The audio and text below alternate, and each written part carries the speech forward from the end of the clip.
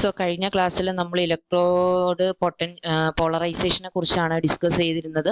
എന്തായിരുന്നു? Deviation of electrode potential from the equilibrium potential due to current flow or drain. അല്ലേ, നമ്മൾ current ഒരു ഇലക്ട്രോഡിൽ നിന്ന് എടുക്കുകയോ ഇലക്ട്രോഡിലേക്ക് കറണ്ട് കൊടുക്കുകയോ ചെയ്യുന്നതിന്റെ ഫലമായിട്ട് പലതരത്തിലുള്ള പോളറൈസേഷൻ നടക്കുകയും ഇക്വിലിബ്രിയം വാല്യൂവിൽ നിന്നും ഡിഫറെന്റ് ആയിട്ടുള്ള ഒരു പൊട്ടൻഷ്യൽ ആയിരിക്കും ആ ഇലക്ട്രോഡിന് ഉണ്ടായിരിക്കുക.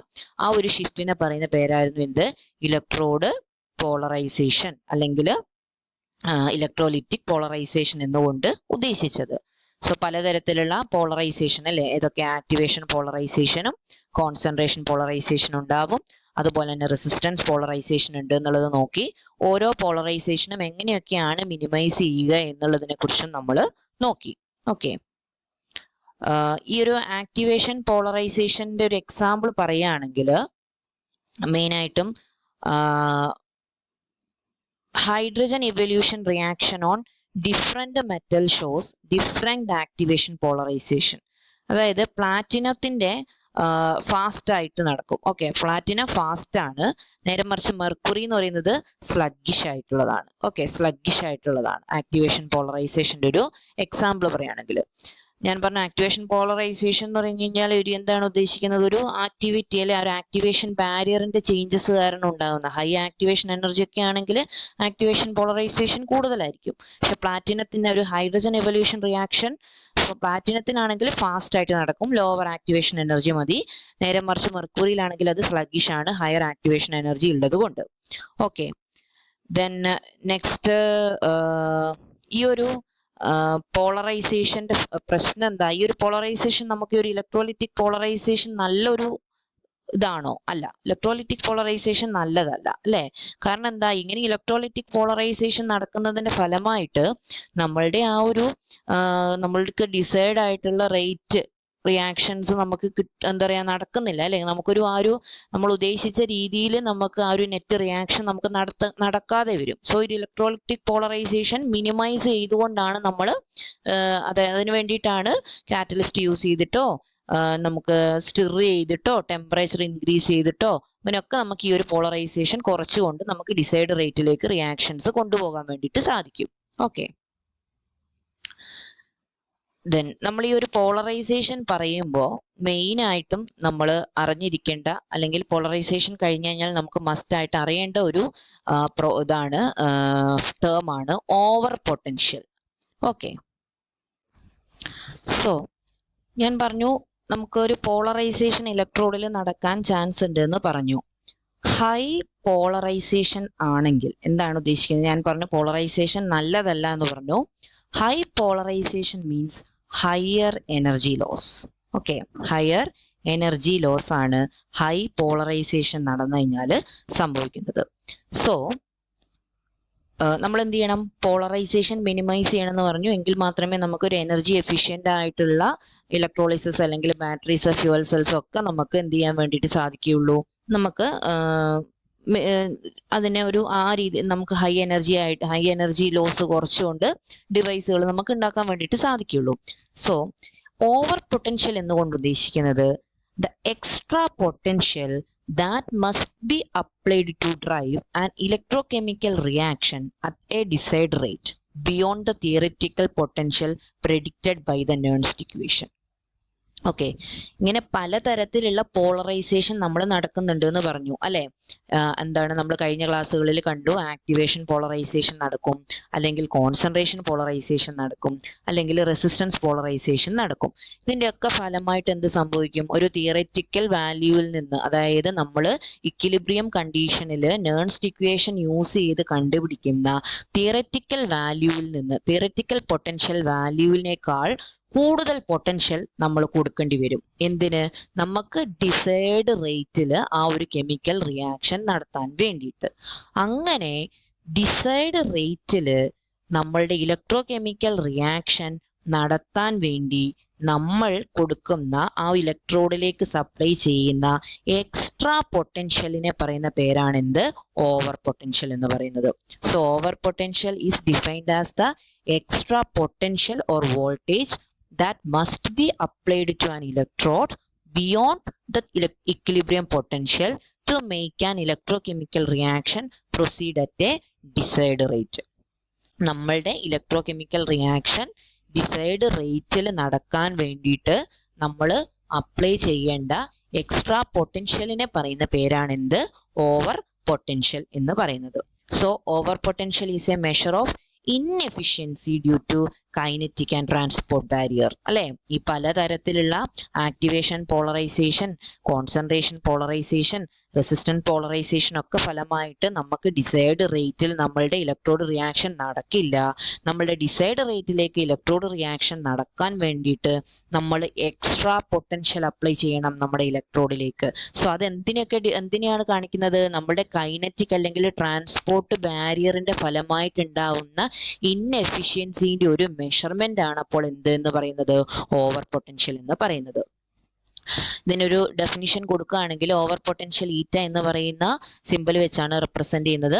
It's the differences between the electrode potential when A current flowing and it's zero current. അതായത് ഇക്വിലിബ്രിയം കണ്ടീഷനിലുള്ള, അതായത് നേൺസ്റ്റ് ഇക്വേഷൻ യൂസ് ചെയ്ത് നമ്മൾ കണ്ടുപിടിക്കുന്ന ഇലക്ട്രോഡ് പൊട്ടൻഷ്യൽ ഉണ്ടല്ലോ, നേൺസ്റ്റ് ഇക്വേഷൻ യൂസ് ചെയ്ത് കണ്ടുപിടിക്കുന്ന ഇലക്ട്രോഡ്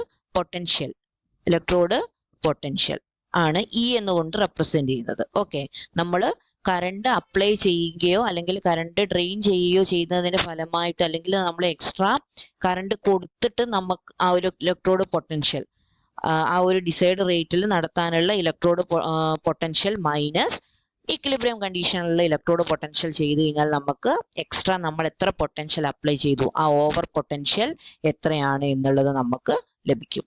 ഓക്കെ, ഈ ഇക്വിലിബ്രിയം അല്ലെങ്കിൽ ഈ എന്ന് പറയുന്നത് എന്താണ്?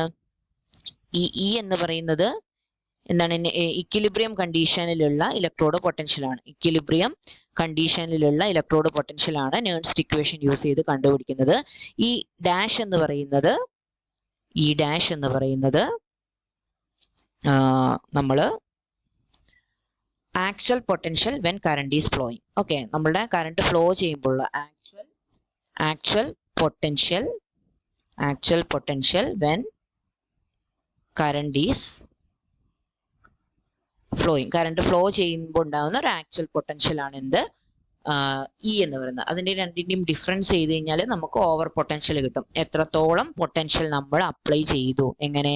ഈ ഒരു ഡിസൈഡ് റേറ്റിൽ നമുക്ക് ആ ഇലക്ട്രോ കെമിക്കൽ റിയാക്ഷൻ നടത്താൻ വേണ്ടിയിട്ട് എത്രത്തോളം എക്സ്ട്രാ പൊട്ടൻഷ്യൽ നമ്മൾ അപ്ലൈ ചെയ്തു എന്നുള്ളതാണ് ഓവർ പൊട്ടൻഷ്യൽ കൊണ്ട് ഉദ്ദേശിക്കുന്നത്. ഓക്കെ, ദെൻ ഈ ഒരു ഓവർ പൊട്ടൻഷ്യലിന്റെ സിഗ്നിഫിക്കൻസ് എന്ന് പറഞ്ഞു കഴിഞ്ഞാൽ എന്താണ്? ഓവർ പൊട്ടൻഷ്യലിന്റെ സിഗ്നിഫിക്കൻസ് എന്ന് പറഞ്ഞാൽ ഇത് എന്ത് ചെയ്യുന്നു? ഡിറ്റർമൈൻ എന്താണ്? Efficiency of electrolysis, batteries, fuel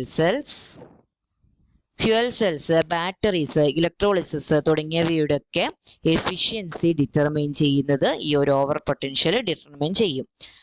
then ഈ ഒരു പോളറൈസേഷൻ കൺട്രോൾ ചെയ്യുക എന്നുള്ളത് ഒരു വളരെ ഇമ്പോർട്ടൻ്റ് ആയിട്ടുള്ള ഒരു കാര്യമാണ്, അല്ലെ? ഈ പോളറൈസേഷൻ ഞാൻ പറഞ്ഞു, ഹൈ പോളറൈസേഷൻ നടന്നു കഴിഞ്ഞാൽ ഹൈ എനർജി ലോസ് ആയിരിക്കും. അതുകൊണ്ട് തന്നെ നമുക്ക് ഈ ഒരു പോളറൈസേഷൻ എന്ത് ചെയ്യണം? നമുക്ക് മിനിമൈസ് ചെയ്യണം. പോളറൈസേഷൻ മിനിമൈസ് ചെയ്യുന്ന പല മെത്തേഡ്സ് കണ്ടു. അങ്ങനെ പോളറൈസേഷൻ മിനിമൈസ് ചെയ്ത് കഴിഞ്ഞാൽ നമുക്ക് ഈ ഒരു എക്സ്ട്രാ പൊട്ടൻഷ്യൽ അപ്ലൈ ചെയ്യേണ്ടത് കുറഞ്ഞു കിട്ടും, അല്ലെ? അങ്ങനെ നമുക്ക് ഈ ഇലക്ട്രോളിസിന്റെയും ബാറ്ററീസിന്റെയും നമ്മുടെ ഫ്യൂൽ സെൽസിന്റെ ഒക്കെ എഫിഷ്യൻസി നമുക്ക് പോളറൈസേഷൻ കുറച്ചുകൊണ്ട് നമുക്ക് ഇംപ്രൂവ് ചെയ്ത് എടുക്കാവുന്നതാണ്. ഓക്കെ, ദെൻ പലതരത്തില് നമ്മളിപ്പം ഏതൊക്കെ പോളറൈസേഷൻ പഠിച്ചു? ആക്ടിവേഷൻ പോളറൈസേഷൻ പഠിച്ചു, അതുപോലെ തന്നെ കോൺസെൻട്രേഷൻ പോളറൈസേഷൻ പഠിച്ചു, അതുപോലെ തന്നെ നമ്മൾ റെസിസ്റ്റൻസ് പോളറൈസേഷൻ പഠിച്ചു. അപ്പൊ ഇതിനൊക്കെ കറസ്പോണ്ടിങ് ആയിട്ടും എന്തുണ്ടാവും? ഓവർ പൊട്ടൻഷ്യൽ ഉണ്ടാവും, അല്ലെ? ഏതൊക്കെ തരത്തിലുള്ള ഓവർ പൊട്ടൻഷ്യൽ ഉണ്ടാവും?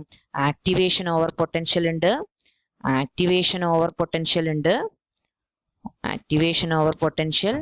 അതുപോലെ തന്നെ concentration over potential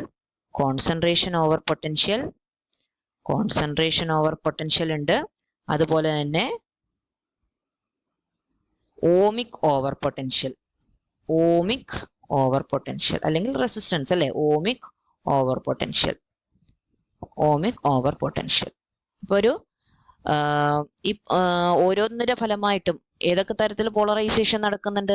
activation polarisation നടക്കുന്നുണ്ട്, കോൺസെൻട്രേഷൻ പോളറൈസേഷൻ നടക്കുന്നുണ്ട്, അതുപോലെ തന്നെ റെസിസ്റ്റൻസ് പോളറൈസേഷൻ നടക്കുന്നുണ്ട്. അപ്പൊ അതൊക്കെ എന്ത് ചെയ്യും? നമ്മുടെ ഒരു ഇലക്ട്രോഡിന്റെ കെമിക്കൽ റിയാക്ഷനെ അഫക്ട് ചെയ്യും. അപ്പൊ ഈ ഇലക്ട്രോഡ് കെമിക്കൽ റിയാക്ഷൻ ഡിസൈഡ് റേറ്റിൽ ഇതിന്റെ ഒക്കെ ഇൻഫ്ലുവൻസ് കൊണ്ട് നടക്കാതെ വരും. അപ്പൊ ഇതൊക്കെ നമുക്ക് മിനിമൈസ് ചെയ്ത് കഴിഞ്ഞാൽ മാത്രമേ നമുക്ക് ഡിസൈഡ് റേറ്റിൽ എന്ത് ചെയ്യുള്ളൂ? റിയാക്ഷൻ നടക്കാൻ വേണ്ടി സാധിക്കുള്ളൂ. ഇതൊക്കെ ഉണ്ടാകുന്നതിന്റെ ഫലമായിട്ടും ഓരോന്നിന് കറസ്പോണ്ടിങ് ആയിട്ടും എന്തുണ്ടാവും? ഓരോ ഓവർ പൊട്ടൻഷ്യൽ ഉണ്ടാവും. ആക്ടിവേഷൻ പോളറൈസേഷൻ നടക്കുമ്പം അത് മാറ്റിക്കൊണ്ട് ഡിസൈഡ് റേറ്റിൽ കെമിക്കൽ റിയാക്ഷൻ നടക്കാൻ വേണ്ടിയിട്ട് ഒരു പൊട്ടൻഷ്യൽ അപ്ലൈ ചെയ്യേണ്ടി വരും, അല്ലെ? Activation polarization. കോൺസെൻട്രേഷൻ പോളറൈസേഷൻ നടക്കുന്നതിന്റെ ഫലമായിട്ട് അത് മിനിമൈസ് ചെയ്യാൻ വേണ്ടിയിട്ട് വേറെ പൊട്ടൻഷ്യൽ അപ്ലൈ ചെയ്യേണ്ടി വരും. അതാണ് കോൺസെൻട്രേഷൻ ഓവർ പൊട്ടൻഷ്യൽ എന്ന് പറയുന്നത്. റെസിസ്റ്റൻസിന്റെ ഫലമായിട്ടുണ്ടാകുന്ന പോളറൈസേഷൻ മിനിമൈസ് ചെയ്യാൻ എക്സ്ട്രാ അപ്ലൈ ചെയ്യേണ്ട പൊട്ടൻഷ്യൽ ആയിരിക്കും എന്ത്? ഓമിക് ഓവർ വോൾട്ടേജ് എന്ന് പറയുന്നത്. അപ്പം ടോട്ടൽ ആയിട്ട് നമ്മൾ പറയുകയാണെങ്കിൽ ടോട്ടലി നമ്മൾ അപ്ലൈ ചെയ്യുന്ന ഓവർ പൊട്ടൻഷ്യൽ അപ്പോൾ എന്തിന് ഈക്വൽ ആയിരിക്കും? ടോട്ടൽ ആയിട്ടുള്ള ഓവർ പൊട്ടൻഷ്യൽ, അതായത് നമുക്ക് ഡിസൈഡ് റേറ്റിൽ കെമിക്കൽ റിയാക്ഷൻ നടക്കാൻ വേണ്ടിയിട്ട് നമ്മൾ അപ്ലൈ ചെയ്യുന്ന ഓവർ പൊട്ടൻഷ്യൽ എന്ന് പറയുന്നത് ആക്ടിവേഷൻ ഓവർ പൊട്ടൻഷ്യലിന്റെ ഇപ്പം ഈറ്റ എൻ്റെയും അതുപോലെ തന്നെ കോൺസെൻട്രേഷൻ ഓവർ പൊട്ടൻഷ്യൽ ഇപ്പൊ നമ്മൾ പറയുകയാണെങ്കിൽ ഈറ്റ സിന്റെയും അതുപോലെ തന്നെ ഓമിക് ഓവർ പൊട്ടൻഷ്യൽ നമ്മൾ പറയുകയാണെങ്കിൽ ഈറ്റ ഓമിന്റെയും സം ആയിരിക്കും, അല്ലെ? ഇതൊക്കെ കൂടിച്ചേർന്ന് ഇതൊക്കെ എന്താണ് ഇതിന്റെ ഫലമായിട്ടൊക്കെ ഉണ്ടാകുന്ന ഓവർ പൊട്ടൻഷ്യലിന്റെ ഒരു സം ആയിരിക്കും ടോട്ടൽ ഓവർ പൊട്ടൻഷ്യൽ. അതായത് ടോട്ടൽ പൊട്ടൻഷ്യൽ, എക്സ്ട്രാ പൊട്ടൻഷ്യൽ നമ്മൾ ഒരു ഡിസൈഡ് റേറ്റിലേക്ക് കെമിക്കൽ റിയാക്ഷൻ നടത്താൻ വേണ്ടിയിട്ട് അപ്ലൈ ചെയ്യേണ്ടി വരുന്നത്.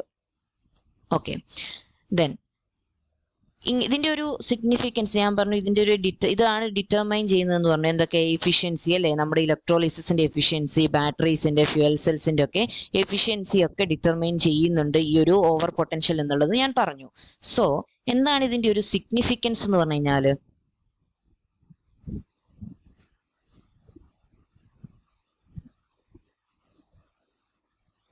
ഇപ്പം ഇലക്ട്രോളിസിന്റെ എഫിഷ്യൻസി മെഷർ ചെയ്യുന്ന പറഞ്ഞില്ലേ? അപ്പൊ സിഗ്നിഫിക്കൻസ് പറയുകയാണെങ്കിൽ ഇലക്ട്രോളിസിന്റെ കേസിൽ എടുക്കുകയാണെങ്കിൽ ഇലക്ട്രോളിസിൽ പറയുകയാണെങ്കിൽ ഇൻക്രീസ് എന്ത് ചെയ്യും?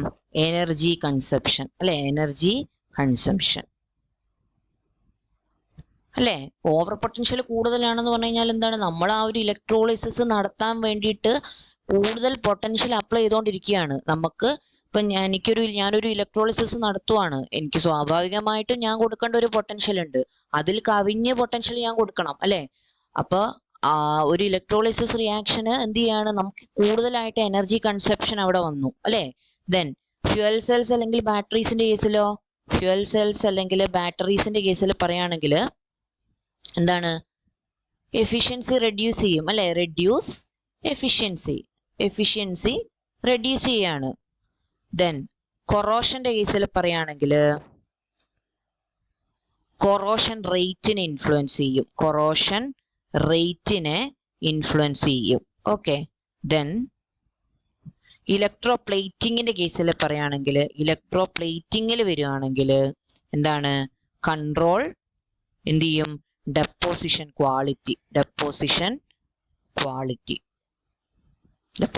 ക്വാളിറ്റിനെ കൺട്രോൾ ചെയ്യും. സോ ഇതൊക്കെയാണ് ഇതിന്റെ ഒരു പ്രോബ്ലം, ഈ ഒരു ഓവർ പൊട്ടൻഷ്യൽ അല്ല അതിന്റെ ഒരു സിഗ്നിഫിക്കൻസ് എന്ന് പറയുന്നത്. സോ പോളറൈസേഷൻ കുറച്ച് കഴിഞ്ഞാൽ നമുക്ക് ഓവർ പൊട്ടൻഷ്യൽ എന്ത് ചെയ്യാം? കുറയ്ക്കാം, അല്ലെ? ഓവർ പൊട്ടൻഷ്യൽ കുറയ്ക്കുകയാണെങ്കിൽ നമുക്ക് എഫിഷ്യന്റ് ആയിട്ടുള്ള നമുക്ക് ഇലക്ട്രോളിസിസ് അല്ലെങ്കിൽ നമ്മുടെ ഫ്യൂൽ സെൽസ് അല്ലെ ബാറ്ററി അല്ലെങ്കിൽ ഇലക്ട്രോപ്ലേറ്റിംഗ് ഒക്കെ നമുക്ക് എഫിഷ്യന്റ് ആയിട്ട് നമുക്ക് ചെയ്യാൻ വേണ്ടിയിട്ട് സാധിക്കും. ഇതൊക്കെയാണ് ഓവർ പൊട്ടൻഷ്യൽ എന്താണെന്നുള്ളതും ഓവർ പൊട്ടൻഷ്യലിന്റെ സിഗ്നിഫിക്കൻസും. ഇനി ഏതൊക്കെ തരത്തിലുള്ള ഓവർ പൊട്ടൻഷ്യൽ ഉണ്ട് എന്ന് പറഞ്ഞു. ആക്ടിവേഷൻ ഓവർ പൊട്ടൻഷ്യൽ ഉണ്ട്, കോൺസെൻട്രേഷൻ ഓവർ പൊട്ടൻഷ്യൽ ഉണ്ട്, ഓമിക് ഓവർ പൊട്ടൻഷ്യൽ ഉണ്ട്. മെയിൻ ആയിട്ട് എന്തൊക്കെ കൊണ്ടായിരിക്കും എന്നുള്ളത് ആ ആക്ടിവേഷൻ പോളറൈസേഷന്റെ ഫലമായിട്ടാണ് ആക്ടിവേഷൻ ഓവർ പൊട്ടൻഷ്യൽ, അല്ലെ? അതുപോലെ തന്നെ കോൺസെൻട്രേഷൻ ഓവർ പൊട്ടൻഷ്യലിന്റെ ഫലമായിട്ടാണ്, അല്ലെ? കോൺസെൻട്രേഷൻ പോളറൈസേഷന്റെ ഫലമായിട്ടാണ് കോൺസെൻട്രേഷൻ ഓവർ പൊട്ടൻഷ്യൽ ഉണ്ടാവുക.